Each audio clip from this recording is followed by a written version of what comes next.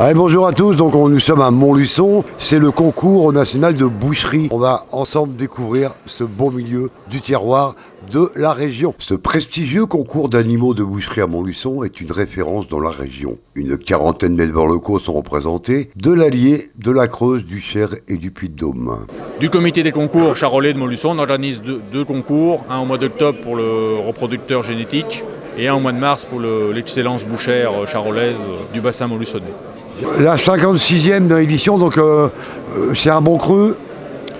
Niveau qualité des animaux, oui, on reste dans l'homogénéité de la qualité comme tous les ans, avec une quinzaine de bêtes supplémentaires cette année.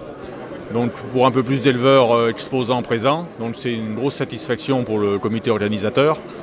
Après, le seul bémol va être encore une nouvelle fois la baisse des prix sur la vente des animaux, avec notamment un prix de la ville de Montluçon qui est le prix le plus prestigieux du concours, qui a été vendu 1 € de moins que l'année dernière. C'est quand même très conséquent et on va dire qu'à l'étal du boucher, je ne sais pas si cette baisse va se faire ressentir. Donc encore une marge qui n'ira pas pour l'éleveur. Hier c'était plus le jugement et puis la vente des animaux. Bon, après la vente des animaux est réservée à chaque éleveur. Aujourd'hui on a fait une visite au grand public pour essayer de montrer les animaux, discuter avec les éleveurs pour savoir leur mode d'alimentation des animaux, comment ils élevaient leurs bêtes. Voilà, aujourd'hui on est pas mal attaqué sur ce sujet-là. Je veux dire, on n'a rien bouleversé sur notre façon de travailler. On travaillait de façon saine et respectueuse de l'environnement et des animaux. Donc on ne fait que mettre en avant ce qu'on faisait déjà depuis des années. Bon, aujourd'hui, on est obligé, on fait de la communication avec les écoles. Ce matin, on a 130 élèves de primaire de Montluçon qui sont venus visiter le concours. On a préparé des ateliers pédagogiques. Voilà. C'est important de leur faire découvrir aussi ce métier d'agriculteur et tout ce qui est autour de ce métier. Parce que c'est vrai qu'on pense qu'un agriculteur, c'est, voilà, il donne du foin à la vache. Beaucoup d'enfants m'ont dit, ouais, mais l'agriculteur, il donne du foin à la vache. Oui, mais il n'y a pas que ça. Il y a tout ce qu'ils cultivent dans les champs pour donner aussi à la vache. Il y a aussi toutes les céréales, il y a aussi tout ça. Et c'est assez technique, mais il faut aussi qu'ils aient une base de connaissances. Moi, je me suis fait surprendre. J'ai été très bête quand effectivement un monsieur m'a fait découvrir les différentes céréales. Et je n'ai réussi à en trouver qu'une. Le blé, je dis mon Dieu, j'ai du travail.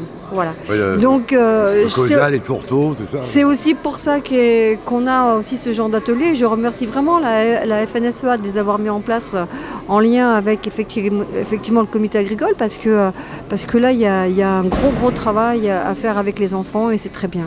Ça permet ça. Alors quel est le rôle de la mairie dans cette organisation? C'est pas le Beuvillet? Non, c'est pas le Beuvillet, mais en fait ça se trouve que c'est le bœuf.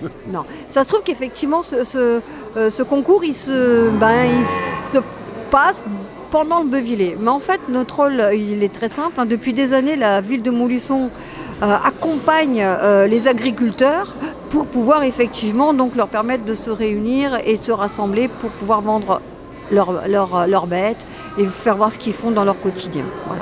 C'est un accompagnement donc, de la ville de Montluçon sur ce monde de l'agriculture. Un bœuf, on lui a coupé les parties génitales, ok. Voilà, ouais. Les parties génitales. Et un taureau, on ne lui a pas coupé. D'accord. Et une génisse, c'est une femelle. Qu'un taureau et un chatron, c'est un mâle. Et quel est l'intérêt de castrer? Ouais. Ça donne une meilleure viande. Et puis comme c'est des animaux, d'exception un petit peu, alors on les casse pour valoriser leur carcasse. Alors moi j'ai une question, qui s'adresse peut-être à vous deux. Vous élevez des vaches, vous êtes des beaux-parents. Il n'y a pas un lien d'amitié Si. Comme un chat, comme un chien? Ah oui, si. Tous les animaux qui sont là, c'est des animaux... c'est des animaux de compagnie un petit peu.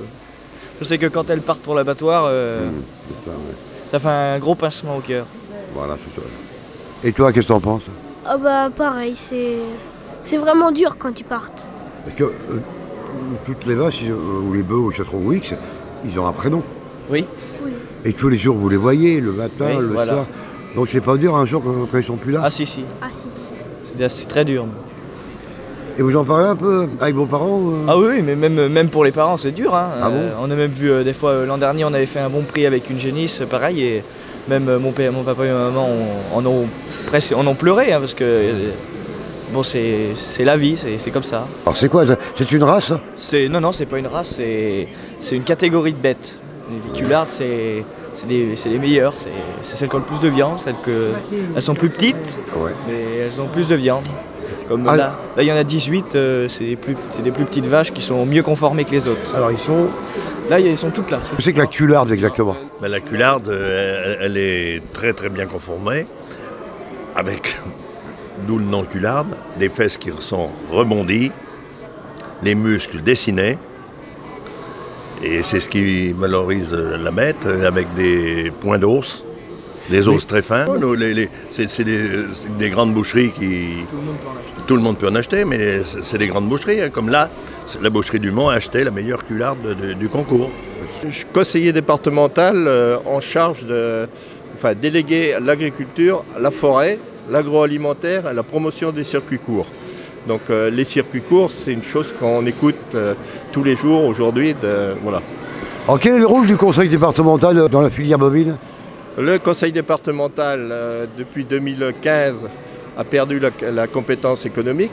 Donc il ne peut plus intervenir sur beaucoup de points, dont l'agriculture. Mais la volonté du département, c'est quand même d'intervenir. Et nous, c'est surtout, disons, pour la consommation dans nos collectivités qui sont les collèges, de faire nos produits locaux pour sur l'étape de nos enfants dans les écoles.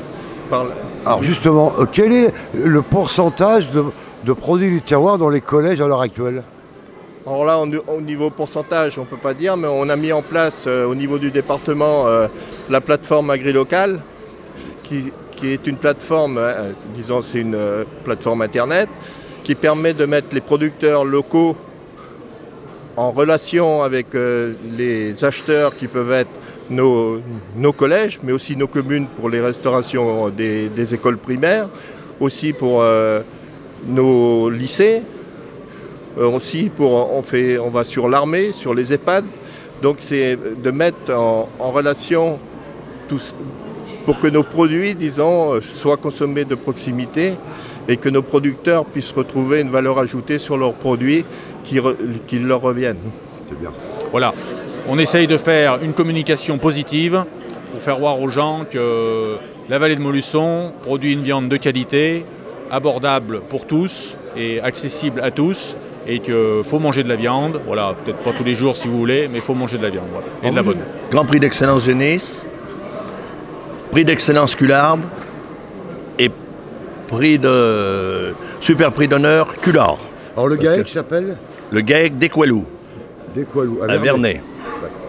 La filière bovine, on a subi d'un point de vue climatique beaucoup d'aléas au niveau de la sécheresse et tout, donc ça a impacté beaucoup la situation économique des exploitations. Bon, après, on élève toujours du mieux possible nos animaux. Après, les prix ne sont toujours pas assez rémunérateurs par rapport à l'investissement qu'on met pour produire de la viande de qualité. Voilà, faut que les prix, il y a des lois qui sont mises en place, faut qu'elles soient appliquées et que le prix soit rémunérateur pour l'éleveur. C'est lui qui crée la marchandise, qui la perfectionne, donc c'est lui qui a le plus de mérite. Donc c'est à lui que revient la plus grosse partie de la marge, donc il faut que ça soit mieux réparti et que l'éleveur vive dignement de son travail, quoi, voilà.